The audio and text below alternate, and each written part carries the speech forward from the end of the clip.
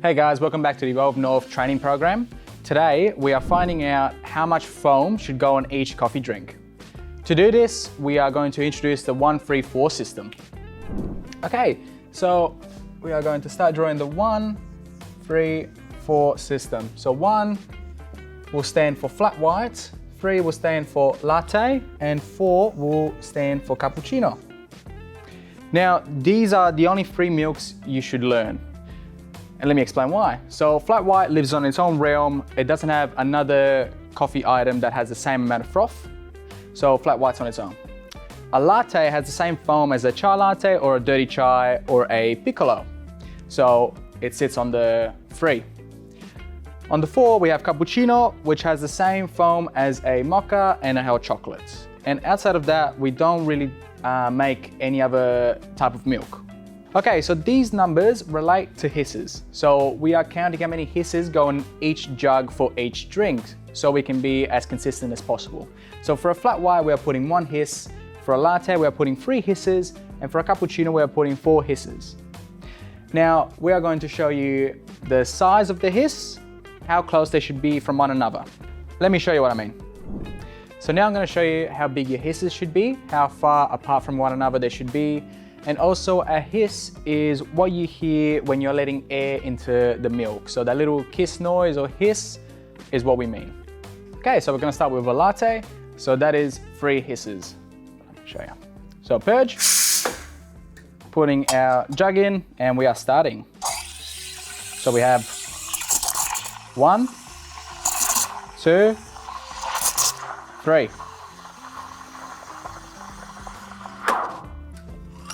So the hisses should be the same size, or roughly the same size, and they should be very close together. Now let's go back to back. We're gonna go for a cappuccino, so that's 4 hisses.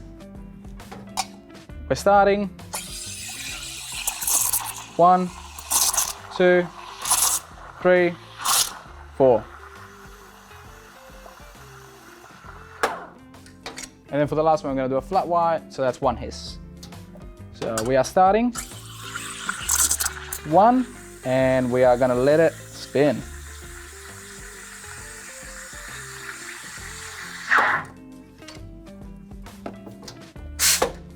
Cool.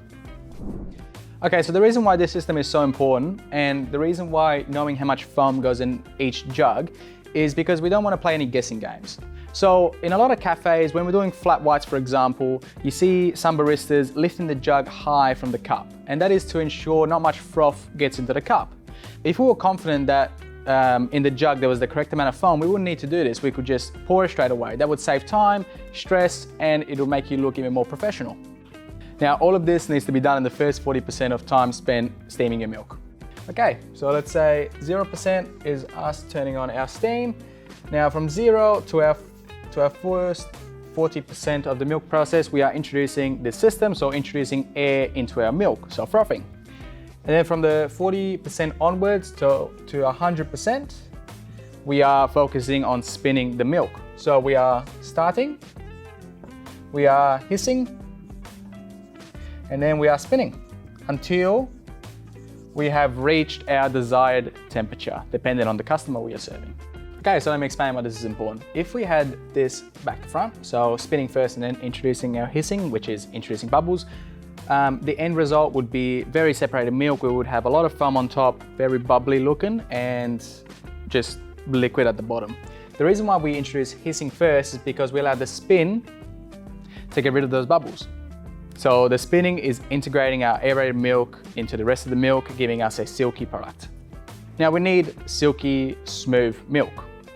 That is for a few factors. So first, pouring. It won't pour as nicely if it's not silky, if it's got too many bubbles, if it's not integrated well. It won't pour well, it won't look presentable to the customer. It will disintegrate faster because of the air in the foam. And from the customer's perspective, they can have either one of 2 experiences. So one is a smooth coffee from start to finish, where the foam is nicely integrated with the milk, so it feels like one drink. And the other is 2 parts of a coffee. So the first few sips will just be foam, and the rest will just be liquid. It's not a well integrated coffee, it's not a great experience, and they shouldn't be able to pay for it. Okay, so now I'll show you the difference in what we just talked about. So we're starting with spinning first and then adding our hisses.